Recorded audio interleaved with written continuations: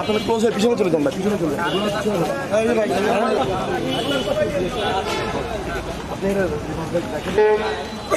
এখানে মেরিনার্স গ্রুপের আমাদের প্রাণের প্রতিষ্ঠান তথা আমাদের কর্মসংকট এবং আশীর্বাদ স্বরূপ আমাদের অত্র প্রতিষ্ঠানের শামীম আহমেদ স্যারের নেতৃত্বে দ্বারা 2021 সালে আমাদের এই দুষ্কৃতিকারীদের রাতের ঘুম হারাম হয়েছে এবং তারা এই প্রতিষ্ঠানটি বন্ধের জন্য পিছনে লেগে পড়েছে।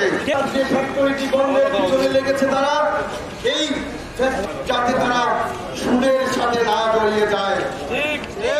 প্রতিষ্ঠান যা যুদ্ধের ঘোষণা করেছে, সুদের পট্টি ঘোষণা করছে। আমার জানা মতে বাংলাদেশের পৃথিবীর কোথাও মনে হয় না যে একটা সুদমুক্ত প্রতিষ্ঠান আছে।